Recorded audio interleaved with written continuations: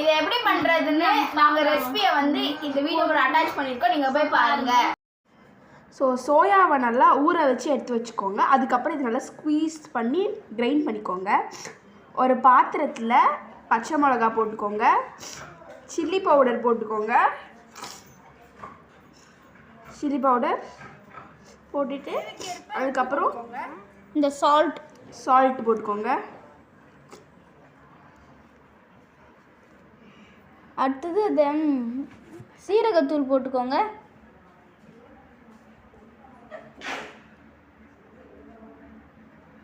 அப்புறம் காரத்துக்கு ஏற்ற கொஞ்சோண்டு பெப்பர். அப்புறம் இஞ்சி பூண்டு பேஸ்ட் போட்டுக்கோங்க, வீட்லேயே அரைச்சது.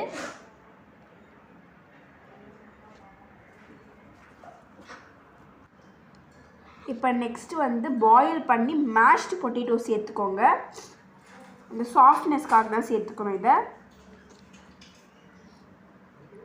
அண்ட் தென் இதை நல்லா இப்போ மிக்ஸ் பண்ணிக்கலாம். ஒரு டோ பதத்துக்கு நல்லா மிக்ஸ் பண்ணி எடுத்துக்கோங்க.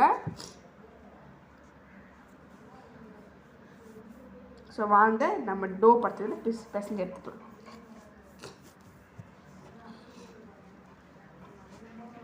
நாங்கள் உங்களுக்கு இது மிக்ஸ் பண்ணிட்டு காமிக்கிறோம். ஸோ டோ பதத்துக்கு நம்ம வந்து ஆக்கியாச்சு. டோ நல்லா பிசைஞ்சு வச்சாச்சு. நெக்ஸ்ட் பார்த்தீங்கன்னா ஓட்ஸ் எடுத்துக்கோங்க. அந்த ஓட்ஸ் இப்போ அது கிறிஸ்பினஸ்க்காக தான் ஓட்ஸ் ஆட் பண்ணுறோம். ஒரு பாத்திரம் எடுத்துக்கோங்க. அந்த பாத்திரத்தில் கார்ன்ஃப்ளவர் மாவு 2 ஸ்பூன் கார்ன்ஃப்ளவர் மாவு ஆட் பண்ணிக்கோங்க. அப்புறம் ஒரு 1/2 ஸ்பூன் மைதா மாவு, ஒரு 1/2 ஸ்பூன் மைதா மாவு. அந்த ஸ்டிக்கினஸ்க்காக தான் இது நம்ம ஆட் பண்ணுறோம்.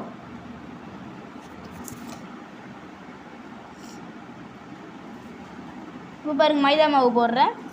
கொஞ்சம் உப்பு போட்டுக்கோங்க.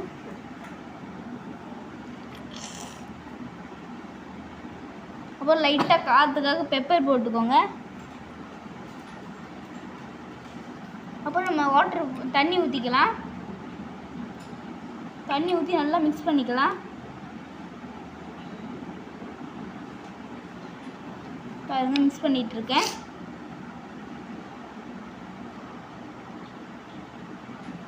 மிக்ஸ் பண்ணியாச்சு பாருங்கள்.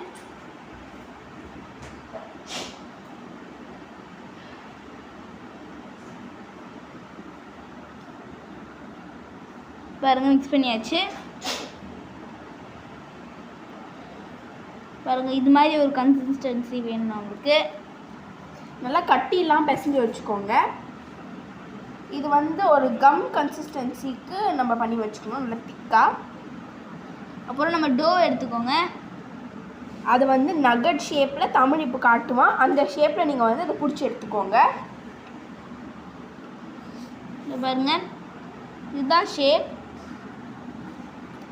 இப்போ நம்ம வச்சு அதை பேட்டரில் நம்ம நல்லா டிப் பண்ணி எடுத்துக்கலாம்.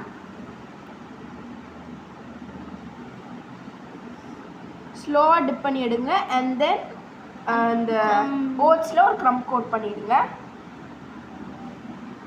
இது ஒரு கிறிஸ்பினஸ்க்காக தான் நம்ம சேர்க்குறோம். ஆமாம், ரொம்ப கிறிஸ்பியாக இருக்கும். அண்ட் தென் இதெல்லாம் நாங்கள் பண்ணிவிட்டு எல்லாத்தையும் பண்ணிவிட்டு உங்கள்கிட்ட நாங்கள் காட்டுறோம். எல்லாத்தையும் பண்ணிட்டோம். இப்போ இதை நம்ம பொரிச்சு எடுத்துக்கலாம்.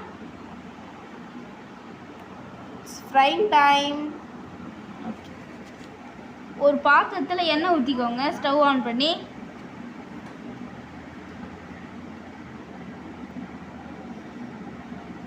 ஓகே இது போதும். இது நல்லா சூடான உடனே அந்த நகட்ஸை போட்டு பொரிச்சுக்கலாம்.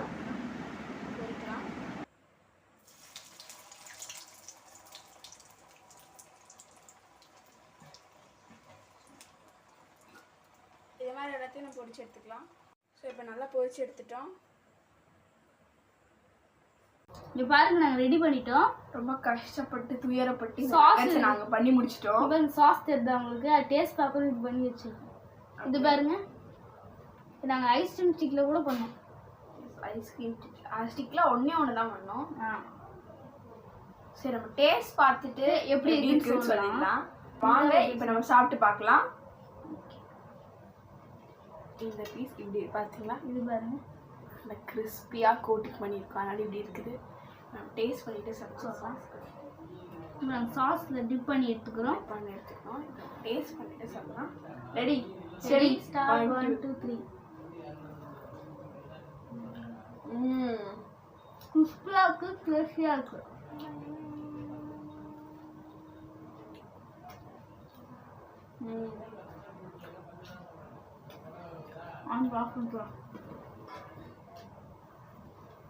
அது ஏஸ் மக்கள் தான் பேர்.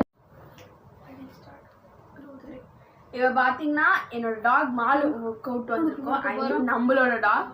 ஸோ அவளுக்கு வந்து டேஸ்டியாக இருந்தால் தான் இவன் சாப்பிடுவான். இவள் பாருங்க சாப்பிட்டான். மாலு இவரோட ஸ்டோரி ஆக்சுவலாக நாங்கள் அப்லோட் பண்ணியிருக்கோம். அதை போய் செக் பண்ணி பார்த்துருவாங்க. அப்போ சாப்பிட்டா அவங்க டேஸ்டியாக இருக்குன்னு நினைக்கிறேன்.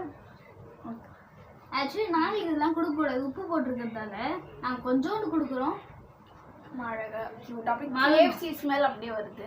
நீங்கள் வேணால் வீட்டில் ட்ரை பண்ணி பாருங்க. இந்த வீடியோ உங்களுக்கு பிடிச்சிருந்தா லைக் பண்ணுங்க, ஷேர் பண்ணுங்க, கமெண்ட் பண்ணுங்க, மறக்காம சப்ஸ்கிரைப் பட்டனை கிளிக் பண்ணுங்க. பாய். ஐயோங்க